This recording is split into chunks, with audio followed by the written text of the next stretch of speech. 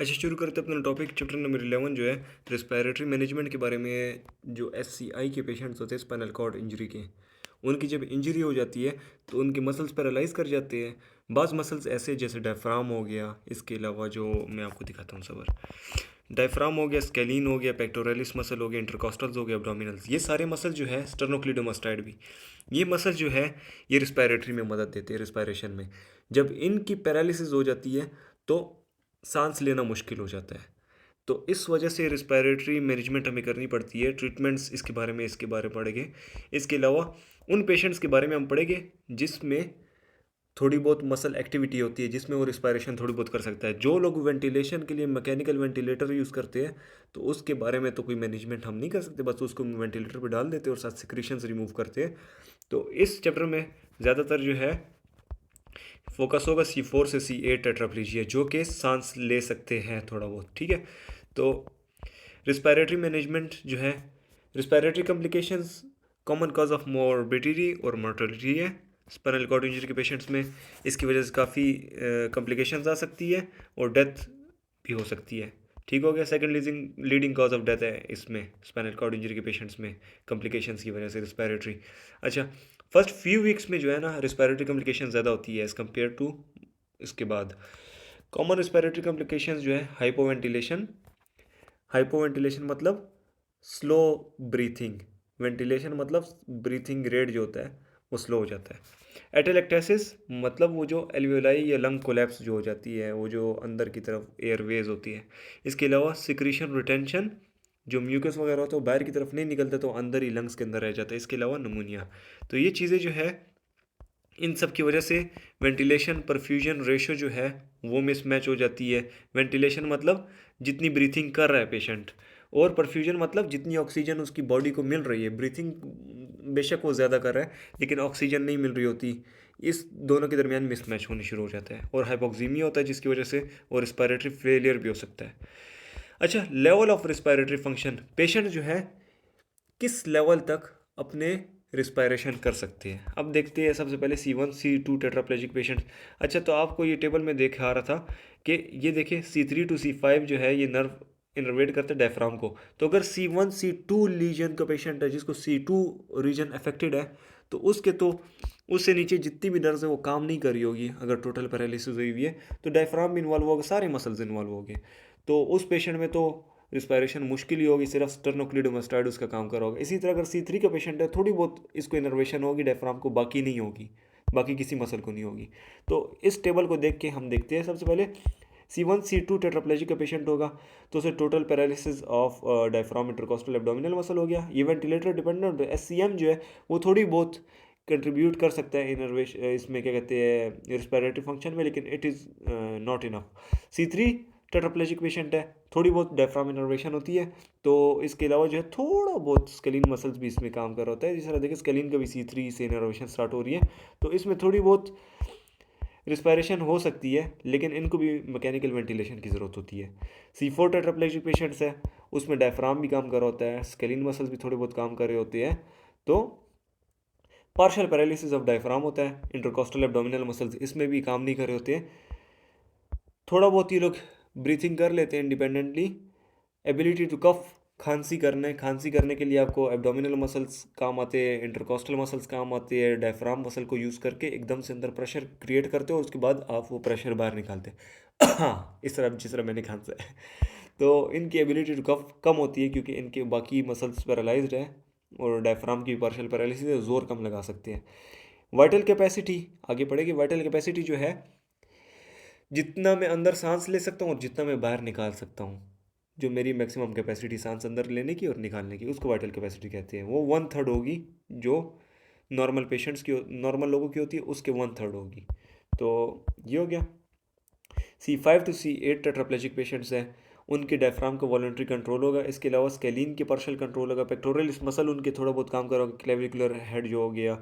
इसके अलावा intercostal abdominal muscles उनके पैरालाइज्ड हो गए। कफ तो पुअर होगा क्योंकि इनके एब्डोमिनल और इंटरकॉस्टल मसल कफ के लिए ज़रूरी होते हैं। अगर कफ नहीं हो रही तो उसके लिए सिक्रीशन करना, जो म्यूकस को बाहर निकालना होता है, खांसी के थ्रू हम म्यूकस को बाहर निकालते हैं। अगर खांसी नहीं कर सकेगा वो सही से तो म्यूकस को बाहर नहीं निकाल सकेगा, तो सिक्रीशन रिटेंशन का थोड़ा बहुत मसला हो सकता है। वाइटल कैपेसिटी 1/3 या 1/2 होती है। इसके अलावा पेक्टोरलिस मसल जो है वो एक्सपायरेशन में काफ़ी कंट्रीब्यूट करते हैं। थोरेसिक पैराप्लीजिया, थोरेसिक रीजन जब पेशेंट्स की इन्वॉल्व होती है, स्पाइनल कॉर्ड इंजरी का पेशेंट है, थोरेसिक रीजन पे लीजन हुई है, तो उनकी काफ़ी मसल्स काम कर रहे होते हैं, diaphragm, scalene, pectoralis.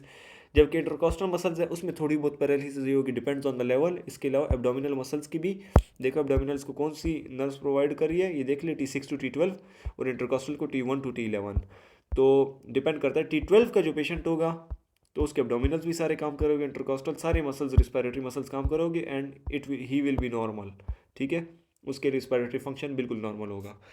Respiratory muscles weakness की वजह से क्या होता है, जब ये मसल्स वीक होते हैं तो उसकी वजह से ब्रीथिंग पैटर्न जो है वो रिस्ट्रिक्टिव होता है, लंग वॉल्यूम्स और कैपेसिटीज़ रिस्ट्रिक्ट हो जाती है, कम हो जाती है, रिड्यूस हो जाती है। इसके अलावा रेसिजुअल वॉल्यूम जो है वो सेम रहता है। एक्सपायरेटरी फ्लो और पीक का फ्लो रेट, मतलब तेज़ी से जो हम सांस बाहर निकालते हैं या खांसी तेज़ी से करते हैं, वो भी कम हो जाती है क्योंकि उसके लिए मसल्स की ज़रूरत होती है। तो tidal volume, vital capacity, total lung capacity muscles की उसकी वजह से कम हो जाती है। लेबॉर्ट्री में किस तरह चेक किया जा सकता है कि कितने रिस्पायरेटरी मसल में ज़ोर है कि नहीं है, तो वो मैं अगर बाहर की तरफ सांस निकालूं लेकिन मैं अपना नाक और मुंह बंद करूं तो क्या होगा, मेरे मुंह के अंदर प्रेशर क्रिएट होगा वहाँ का। तो उस प्रेशर को देखते हैं कि कितना प्रेशर ही क्रिएट कर सकते हैं पेशेंट, तो उसे पता चलता है इसके मसल कितने एक्टिव है। जितने ज़्यादा एक्टिव होगी उतना प्रेशर वो क्रिएट कर सकेगा। ठीक है, तो अगर टाइडल वॉल्यूम एक पेशेंट का कम हो गया, मतलब सांस ले रहा अंदर, कम सांस ले रहा और कम सांस बाहर निकाल रहा है, तो अपना ब्रीथिंग रेट ज़्यादा कर देगा क्योंकि ऑक्सीजन तो उसे चाहिए। तो वो दो तरीक़ों से ज़्यादा कर सकता है, या तो सांस ज़्यादा अंदर ले सकता है या ब्रीथिंग रेट ज़्यादा कर सकता है। अच्छा, ये डिफरेंट लंग वॉल्यूम्स और कैपेसिटीज़ है और उनकी डेफिनेशन लिखी हुई है, ये आप देख लिया अगर देखना चाहते हैं। अच्छा, ये नॉर्मल पीपल जो एबल बॉडीड इंडिविजुअल्स, उनकी जो है ये वैल्यू लिखी हुई है कि हर एक वॉल्यूम कितना होता है। और ये देखिए patients with C5 to C8 इनका कितना रिड्यूस हुआ है सारी कैपेसिटीज़। अच्छा, रिस्पायरेटरी मसल वीकनेस की वजह से क्या होता है, कफ कम करता है, उसकी फ्लो होती है कम, और वाइटल कैपेसिटी भी कम हो जाती है, जिसकी वजह से कफ इफेक्टिवनेस कम होगी। जब कफ वो सही से नहीं करेगा तो सिक्रीशन ज़्यादा होगी, म्यूकस सिक्रीशन ज़्यादा होगी अंदर, और वो नहीं निकाल सकेगा। इंक्रीज सिक्रीशन जो हो रही है वो बाहर नहीं निकाल सक रहा, उसकी वजह से नमोनिया हो सकती है। नमोनिया होगा तो वेंटिलेशन परफ्यूजन मिसमैच भी हो सकता है, जिसकी वजह से हाइपोक्सीमिया हो सकता है, ब्लड को ऑक्सीजन कम मिलेगी और रिस्पायरेटरी फेलियर हो सकता है। इसके अलावा मसल वीकनेस होगी तो जो फंक्शनल रेजिडुअल कैपेसिटी वो भी कम होगा, ये जो CV है ये भी कम होगी, एटेलेक्टेसिस ज़्यादा हो जाएगा इसकी वजह से। ये CV क्या है, ये है वाइटल कैपेसिटी। वाइटल कैपेसिटी कम होगी, वाइटल कैपेसिटी जितनी कम होगी एटेलेक्टेसिस के चांसेस उतने ज़्यादा होते हैं, मतलब एल्वियोलाई के बंद होने के, एल्वियोलाई कोलैप्स हो जाता है, जिसकी वजह से फिर से यही होता है, हाइपोक्सीमिया होता है और रिस्पायरेटरी फेलियर। इसके अलावा जो है एटेलेक्टेसिस की वजह से रिब केज और पल्मोनरी कंप्लायंस भी कम होती है, जिसकी वजह से टाइडल वॉल्यूम फिर से कम होता है, हाइपोवेंटिलेशन होती है। ये सारा एक साइकिल है, ये साइकिल कंटिन्यू ऑन होता रहता है। ये देखिए इसके बारे में मैंने ये नोट लिखा हुआ है कि पल्मोनरी कंप्लायंस किसे कहते हैं। पल्मोनरी कंप्लायंस मतलब लंग की कैपेसिटी एक्सपेंड होने की और वापस छोटा होने की, एक्सपेंड होने की और वापस कम होने की। तो एटेलेक्टेसिस जो है उसकी वजह से पल्मोनरी कंप्लायंस कम हो जाती है। इसके अलावा इलास्टिसिटी ऑफ लंग टिश्यूज़ की वजह से। इसके अलावा रिब केज कंप्लायंस जो है वो, जब रिब केज सही से एक्सपेंड नहीं होगा तो रिब केज आखिर में स्टिफ होने शुरू हो जाएगा। पेशेंट्स का जब ज़्यादा टाइम, जब स्पाइनल कॉर्ड इंजरी का हो जाता है और वो ज़्यादातर मोबिलाइज नहीं होते ज़्यादा टाइम के लिए, अपने लंग्स को, रिब केज को ज़्यादा मूव नहीं करते, तो वो स्टिफ हो जाती है, जिसकी वजह से उनके रिब केज की कंप्लायंस कम हो जाती है और वो सांस लेना उनके लिए थोड़ा बहुत मुश्किल होने शुरू हो जाता है। स्पास्टिसिटी भी इसमें एक रोल प्ले कर सकता है। फंक्शनल रेजिडुअल कैपेसिटी मतलब आप नॉर्मली, अब मैं सांस लिया और सांस निकाला, सांस जब मैं नॉर्मली निकाल लूँ, ज़्यादा ज़ोर से ना निकालूँ, थोड़ा बहुत बस नॉर्मली सांस अंदर लिया और नॉर्मली सांस बाहर निकाल दिया, उसके बाद जितनी एयर रेज है हमारे लंग्स में, उसको फंक्शनल रेजिडुअल कैपेसिटी कहते हैं। ठीक हो गया। तो ये डिपेंड किस चीज़ पे करता है, लंग्स टू रिकॉयल इनवर्ड। अब देखिए मैं सांस बाहर निकाल दिया नॉर्मली, अगर मेरे लंग्स अगर वापस छोटे ना हो सके, हवा को बाहर ना निकाल सके, तो अंदर रेजिडुअल कैपेसिटी ज़्यादा होगी। इसके अलावा चेस्ट जो है वो बाहर की तरफ निकलता है, वो बाहर की तरफ होता है, तो वो जो है लंग्स को अंदर से बाहर की तरफ खींचता है, ठीक है। ये अंदर की तरफ एक प्रेशर से होता है, तो वो अपनी तरफ खींचता है लंग्स को। तो इन दोनों का बैलेंस होता है, जिसकी वजह से फंक्शनल रेजिडुअल कैपेसिटी सेम रहती है। अगर इसके बैलेंस डिस्टर्ब हो तो ये तो कम या तो ज़्यादा हो सकती है फंक्शनल रेजिडुअल कैपेसिटी। अगर कम हो residual capacity, it can increase the risk of atelectasis. कैसे? कम का मतलब है अंदर लंग्स में एयर कम है। एयर अगर लंग्स में कम है तो सोचे अंदर एल्वेओलाई है, एल्वेओलाई के अंदर एयर कम है तो एल्वेओलाई कोलैप्स हो सकती है, चपाती हो सकती है। तो जब कोलैप्स होगी तो एटेलेक्टेसिस हो सकता है, जिसकी वजह से और भी वो ऊपर हमने रिस्क पड़े। एटेलेक्टेसिस की वजह से क्या कुछ होता है, रिपकेज कंप्लायंस, पल्मोनरी कंप्लायंस, और उसकी वजह से ये पूरा एक साइकिल होता है, ठीक है। तो ये कब होता है? नॉर्मल टाइडल ब्रीथिंग के दौरान इसमें हो जाता है। इसके अलावा expiratory flow rates. Expiratory flow rates कैसे कहते हैं? सांस बाहर निकालना। फोर्स एक्सपायरेटरी वॉल्यूम इन 1 सेकेंड, ये FEV1 एक टेस्ट है। हम तेज़ी से सांस अंदर ले लिया हमने सारा, उसके बाद तेज़ी से हम सांस को बाहर निकालते हैं। 1 सेकेंड के अंदर जितना आप सांस बाहर निकाल सकते हैं उसको फोर्स एक्सपायरेटरी वॉल्यूम कहते हैं।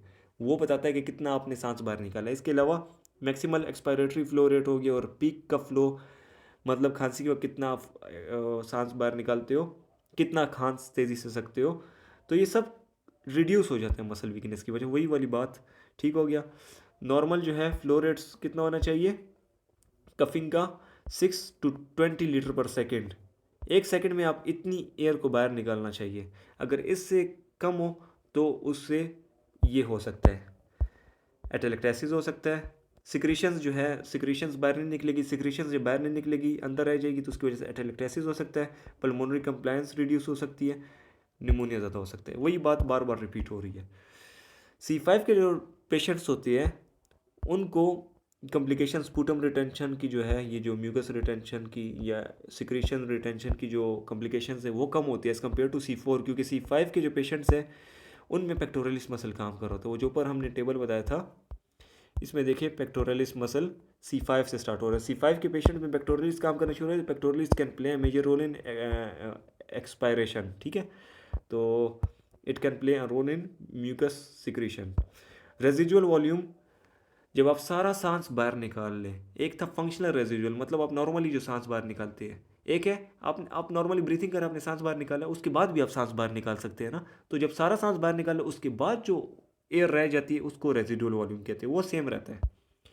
रिबकेज डिस्टॉर्शन, मतलब सांस लेते हुए जो है रिबकेज अलग पैटर्न में ऊपर नीचे एक साइड से ज़्यादा बाहर निकल सकती है, बाहर कम बाहर निकल सकती है। It depends on the pattern of legion, ठीक है। लेवल ऑफ लीजन हो गया। इसके अलावा कौन कौन सी मसल काम कर रहे हैं, रिबकेज कंप्लायंस, स्पास्टिसिटी, इन सब पे डिपेंड करता है। सही। पैराडॉक्सिबल ब्रीथिंग जो है ज़्यादातर ये C4 और उससे ऊपर लेवल ऑफ पेशेंट्स में होती है, जिसमें जो है जब सांस लेते हैं तो उसमें जो है अपर रिब्स जो होती है वो अंदर की तरफ चली जाती है। इसे पैराडॉक्सिकल ब्रीथिंग कहते हैं। रिस्पायरेटरी कॉम्प्लिकेशंस जो है स्टार्टिंग में कौन कौन सी हो सकती है, प्रोलॉन्ग, उसकी रीजंस क्या हो सकती है? ये जो है प्रोलॉन्ग बेड रेस्ट की वजह से हो सकता है। आप जब बेड रेस्ट ज़्यादा करते हैं तो उसकी वजह से क्या होता है, उसकी वजह से जो है आप मूवमेंट कम करते हैं। मूवमेंट जब कम होती है तो आपकी कंप्लायंस कम हो जाती है, वो रिब केज की जो ऊपर हमने बात की थी, जिसकी वजह से आपकी वाइटल कैपेसिटी, रेजिडुअल कैपेसिटी भी कम हो जाती है। एटेलेक्टेसिस को भी वो हो सकती है। सारी ये जो टेबल है इस पर आप समझ जाए तो आपको सब कुछ समझ आ जाएगी।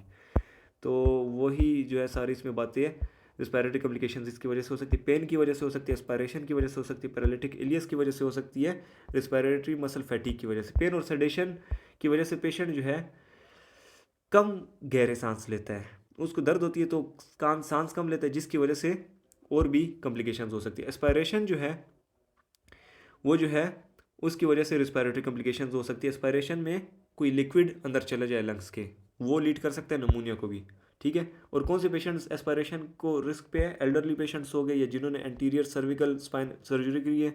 इसके अलावा जो पेशेंट्स वॉमिटिंग को ससेप्टेबल हो, और साथ ही साथ जब वॉमिटिंग वो करने लगे तो अपने हेड को साइड पे ना मोड़ सके। जब वो हेड को साइड पे नहीं मोड़ सकेंगे तो वॉमिटिंग उनके मुंह के अंदर ही रह जाएगी और वो एयर वे में जा सकती है, जिसके थ्रू एस्पायरेशन हो सकती है।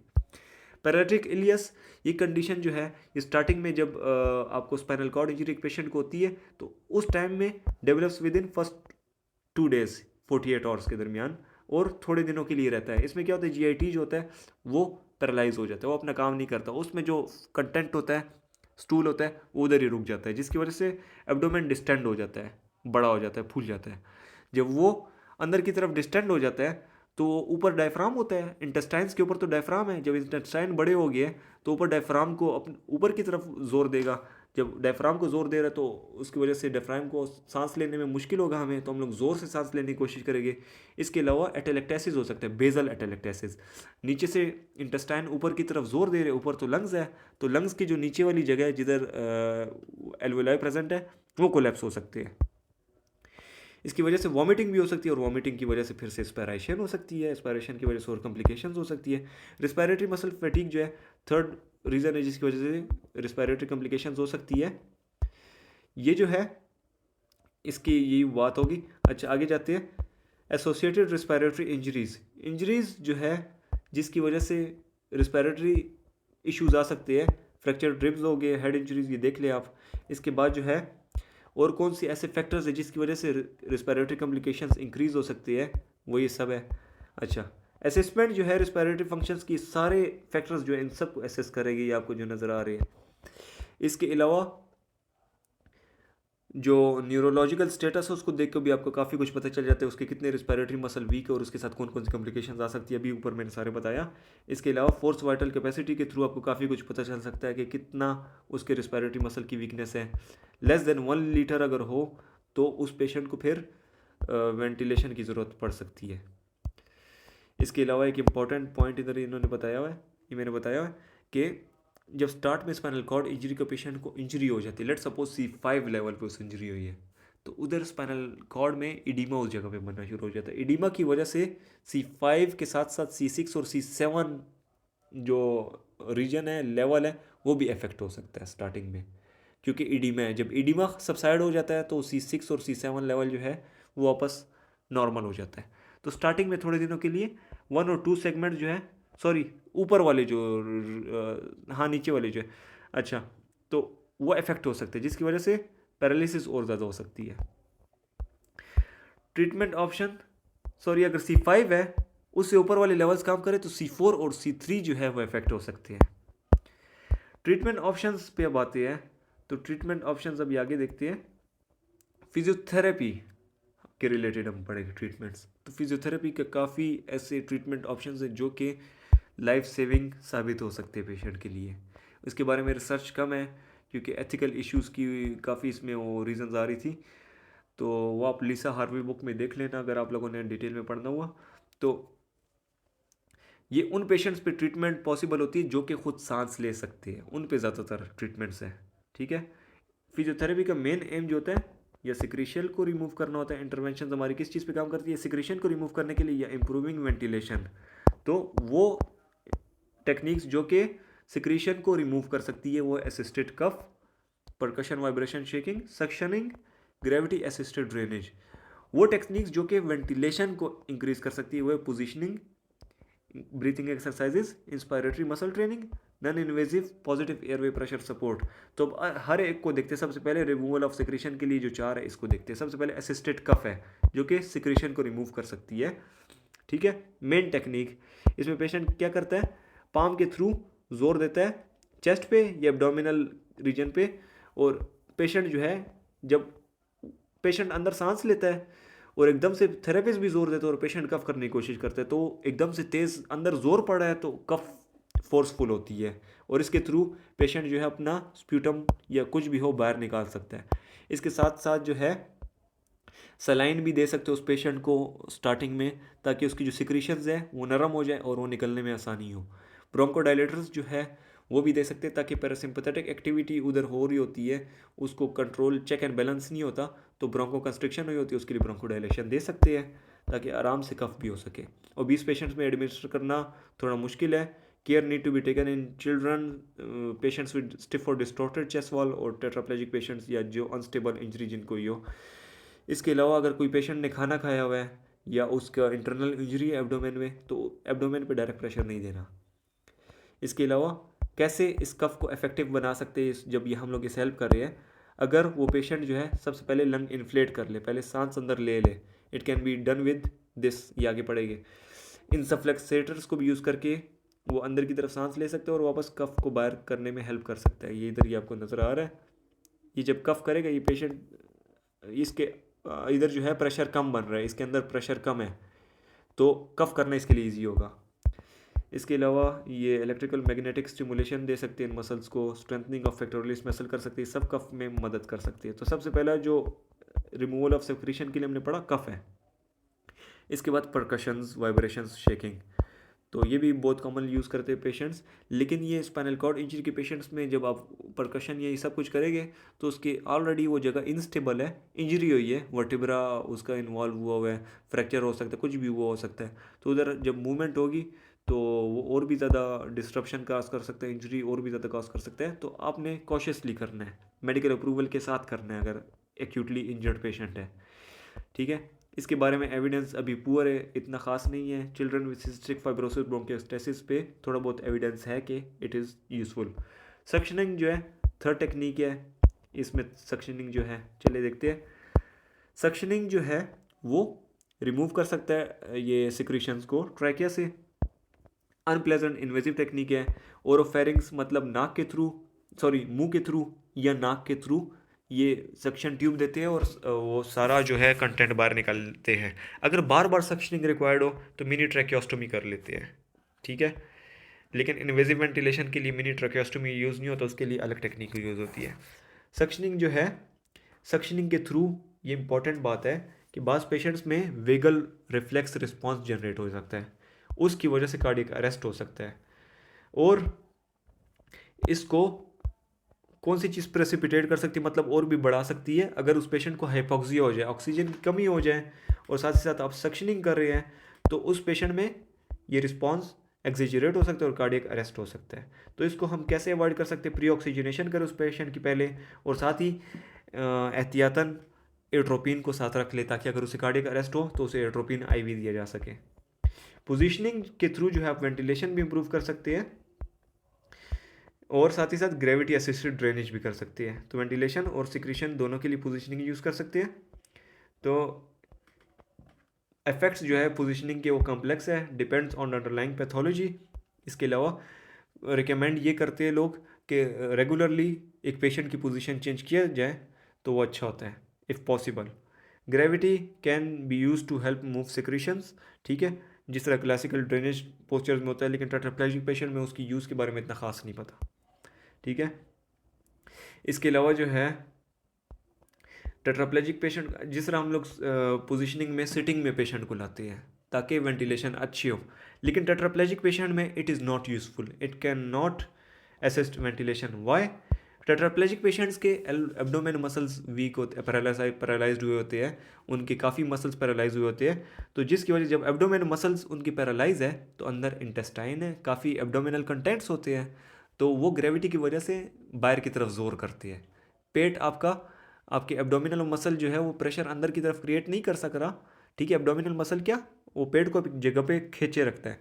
अगर वो पैरालाइज है तो एब्डोमिनल कंटेंट्स जो है वो आगे की तरफ आ सकते हैं, इसकी वजह से जो ऊपर ये जो लंग है वो नीचे की तरफ जा सकती है ना, तो लंग के नीचे डायफ्राम है वो बिल्कुल स्ट्रेट हो जाता है, फ्लैटनड हो जाता है, तो उसको सांस लेने में मसला होता है और भी ज़्यादा, ठीक हो गया। वाइटल कैपेसिटी इसकी वजह से कम हो सकती है, रेजिजुअल वॉल्यूम इंक्रीज हो सकता है, अंदर हवा ज़्यादा रह सकती है क्योंकि डायफ्राम बिल्कुल नीचे चला गया। इसको मेंटेन करने के लिए एब्डोमिनल बाइंडर्स उन पेशेंट को दे सकते हैं। एब्डोमिनल बाइंडर्स जो है वो इलास्टिक रैपिंग सी होती है, इधर जो है एब्डोमेन पेशेंट का जो पेट है उसके इर्द गिर्द बांध देते हैं, जिसकी वजह से उसका पेट स्क्वीज़ हुआ होता है, ठीक है, क्योंकि मसल तो है नहीं, तो इस तरह किया जाता है। वीनस रिटर्न में भी हेल्प कर सकता है। इंस्पायरेटरी मसल ट्रेनिंग, ये भी जो है वेंटिलेशन को इंक्रीज़ करने के लिए तरीके, breathing exercise, inspiratory muscle training हो गया। तो ये देखते हैं inspiratory muscle training, non paralyse muscle को इंस्पायरेटरी मसल ट्रेनिंग दी जाती है। कैसे दी जाती है, इनको मसल्स को कैसे ट्रेन किया जाता है? आप एक नोज़ या माउथ को बंद कर देते हैं, उसमें कोई ट्यूब लगा देते हैं और उस ट्यूब में जो होता है वन वे वॉल्व होता है, मतलब एक तरफ से हवा जा सकती है दूसरी तरफ से नहीं आ सकती, तो वो बंदा बाहर सांस तो निकाल सकता है, एक्सपायरेशन कर सकता है, लेकिन वो अंदर सांस नहीं लेकर जा सकता। तो सांस जब लेकर जाना होता है तो वो ज़ोर से सांस अंदर की तरफ लेकर जाने की कोशिश करता है, तो उसके मसल जो है वो काफ़ी वर्क करते हैं। तो इस तरह मसल की ट्रेनिंग होती है। It can be use 15 to 30 minutes 2 to 3 times a day। ठीक है। इसके बाद जो लास्ट टॉपिक है वेंटिलेशन को इम्प्रूव करने के लिए, वो है नॉन इन्वेजिव। मतलब इन्वेजिव मतलब इसमें कोई सर्जरी इस तरह कुछ इन्वॉल्व नहीं है, बॉडी के अंदर कोई चीज़ नहीं लेकर जा रहे। Non invasive positive airway pressure support, airway pressure support. ठीक है। तो इसमें 3 किस्म के डिवाइसेस यूज़ किए जाते हैं कि continuous positive airway pressure support, जिसे सी पैप कहते हैं, एक है bilevel P BiPAP, और एक आई पैप है। ठीक है। तो कंटिन्यूस वाले में नेम से पता चल रहा है कंटिन्यूसली लो प्रेशर को दे रहे हैं। लो प्रेशर, देखिए पेशेंट को सांस लेने में मसला होता है, निकालना इजीली होता है क्योंकि वो पैसिवली सांस हमारा भी बाहर निकलता है, सिर्फ अंदर लेकर जाने में मसला है। तो अंदर लेकर जाने के लिए बाहर से एक ट्यूब या कुछ कनेक्ट हुआ होता है जिसके थ्रू हवा अंदर की तरफ एक प्रेशर के साथ जा रही होती है, तो पेशेंट को सांस लेना इजीली होता है। ठीक है। तो लो लेवल्स ऑफ प्रेशर जो है उसके थ्रू इजीली पेशेंट सांस ले सकते हैं। ये थ्रू आउट द साइकिल, मतलब आप सांस ले रहे हैं या बाहर निकाल रहे हैं, आपको थोड़ा बहुत प्रेशर वो डिवाइस दे रही है। तो ये एटेलेक्टेसिस में हेल्प कर सकता है, क्योंकि जब सांस अंदर की तरफ जा रहा है तो उसकी वजह से ये जो एल्वियोलाई है वो कोलैप्स नहीं होते।